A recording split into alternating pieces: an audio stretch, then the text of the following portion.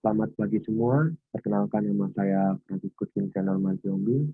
Pada kesempatan kali ini saya akan mempresentasikan sebuah topik yang lagi booming atau lagi hangat-hangatnya di masyarakat, yaitu mengenai investasi saham.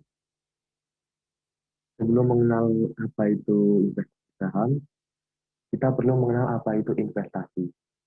Investasi merupakan suatu kegiatan atau upaya menanamkan modal dengan harapan akan menghasilkan keuntungan di masa yang akan datang. Atau secara sederhana, investasi merupakan kegiatan menanamkan modal dengan harapan kita akan memperoleh modal yang lebih besar di masa yang akan datang. Mengapa kita perlu berinvestasi? Bisa kita lihat pada gambar di slide ini, harga bahan pokok seperti gula, telur, minyak, dan beras mengalami kenaikan dari tahun 2005 hingga tahun 2018. Hal tersebut disebabkan oleh adanya inflasi. Apa itu inflasi? Inflasi merupakan suatu proses di mana harga barang secara umum mengalami peningkatan dan bersifat secara terus-menerus. Selanjutnya kita akan mengenali jenis investasi. Jenis investasi secara umum dibedakan menjadi dua, yaitu investasi di sektor keuangan atau pasar modal dan investasi di sektor real. Investasi di sektor keuangan merupakan kegiatan transaksi jual beli aset atau surat berharga. Sedangkan di sektor real, investasi tersebut merupakan kegiatan menanam modal untuk menghasilkan suatu produk melalui proses produksi. Karena pada kesempatan kali ini kita akan membahas mengenai investasi saham, maka kita akan berfokus pada investasi di sektor keuangan atau sektor pasar modal. Nah, berikut ada 3 macam instrumen investasi yang ada di pasar modal. Yang pertama saham, yang kedua reksadana, dan yang ketiga ada obligasi. Saham, apa itu saham? Nanti akan kita bahas lebih lanjut. Instrumen yang kedua yaitu adalah reksadana. Apa itu reksadana? Reksadana merupakan wadah dan pengelolaan dana bagi sekumpulan investor untuk berinvestasi pada instrumen-instrumen yang ada di pasar modal. Jadi di sini secara teknis, investor akan memberikan modal atau dana mereka kepada manajer investasi dan oleh manajer investasi akan digunakan untuk berinvestasi pada instrumen-instrumen ada di pasar modal. Nah, reksadana ini terdapat 3 instrumen. Yang pertama ada reksadana pasar uang, reksadana saham, dan reksadana obligasi. Instrumen investasi yang ketiga ada obligasi.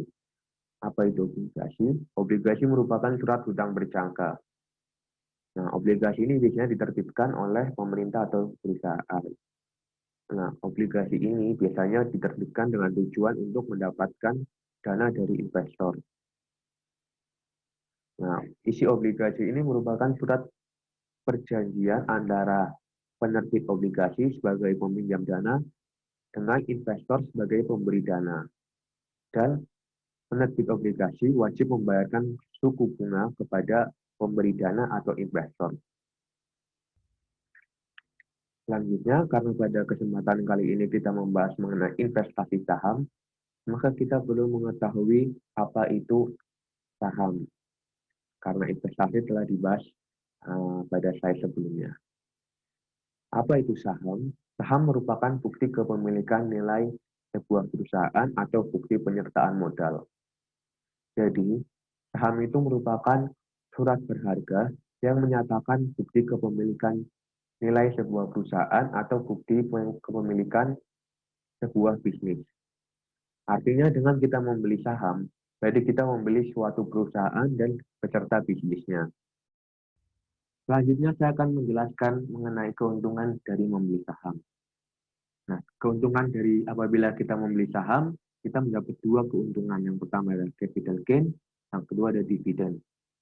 Nah, capital gain itu merupakan keuntungan yang kita dapatkan apabila menjual saham di atas harga yang kita beli. Sebagai contoh, saya membeli saham perusahaan A di harga 700 dan kemudian menjual saham tersebut di harga 1000. Nah, dari situ kan kita mendapat keuntungan 300. Nah, 300 itu yang dinamakan dengan capital gain. Yang kedua yaitu dividen. Apa itu dividen? Dividen merupakan pembagian keuntungan yang didapatkan oleh perusahaan kepada para pemegang saham. Jadi laba yang didapatkan oleh perusahaan, sebagian akan dibagikan oleh para pemegang saham. Selanjutnya, mengapa kita perlu memilih investasi saham, tidak memilih instrumen investasi yang lain? Nah, di sini kita mendapatkan fakta unik, di mana saham itu bersifat compounding interest. Apa itu compounding interest? Compounding interest itu artinya adalah bunga majemuk atau biasa dikenal dengan bunga berbunga. Nah, secara sederhana dapat dijelaskan demikian. Compounding interest itu apabila kita menginvestasikan modal kita, maka kita akan mendapatkan bunga. Nah, bunga dari hasil investasi tadi akan diinvestasikan kembali sehingga kita mendapatkan bunga lagi. Selanjutnya, saya akan menjelaskan secara singkat mengenai konsep dari compounding interest.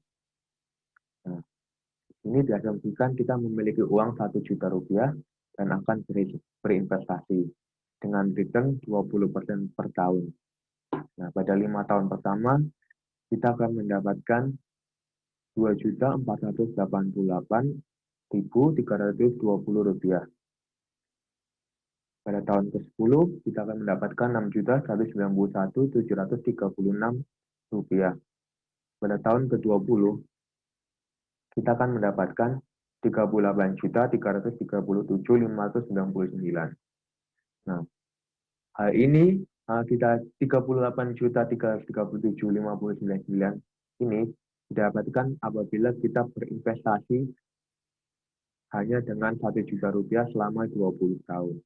Nah, coba kita pikirkan apabila kita menambah investasi kita dalam kurun waktu 20 tahun ini, maka hasil yang kita dapatkan pada tahun ke-20 tentunya akan lebih besar.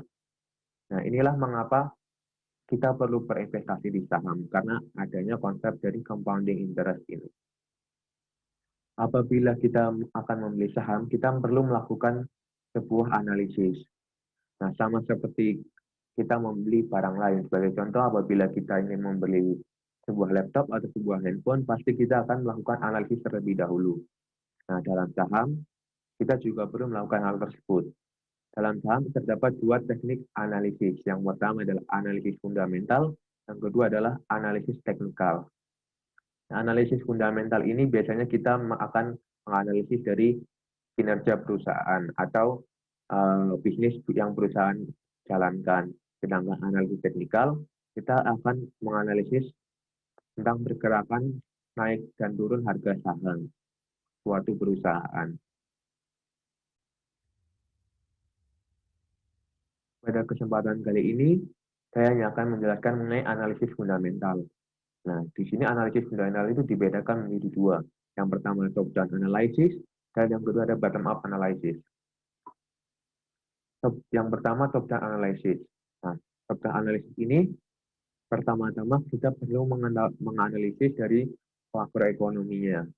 Setelah menganalisis makroekonomi, kita akan menganalisis dari sektor industri atau industri dari perusahaan yang sahamnya akan kita beli. Dan yang terakhir barulah kita akan menganalisis mengenai perusahaan dan kinerjanya serta laporan keuangannya. Ataukah laporan keuangan perusahaan tersebut sehat atau tidak, liquid atau tidak. Yang kedua ada bottom up analysis. Nah, pada bottom up analysis ini tahapannya sama seperti dengan top down analysis, namun dibalik. Nah, pada bottom up analysis ini pertama-tama kita melakukan analisis kinerja perusahaannya dan laporan keuangannya. Yang kedua barulah kita menganalisis industri atau sektor industri perusahaan yang sahamnya akan kita beli. Yang ketiga atau yang terakhir kita akan menganalisis makroekonominya. Kesimpulan pada presentasi kali ini adalah kita sangat perlu untuk berinvestasi. Nah, salah satunya adalah investasi di saham. Nah, namun sebelum investasi di saham atau sebelum melakukan investasi, kita perlu melakukan analisis. Nah, analisis ini digunakan agar kita mengenali resiko yang ada, agar investasi yang kita lakukan menghasilkan keuntungan dan tidak menghasilkan kerugian. Sekian presentasi dari saya. Terima kasih.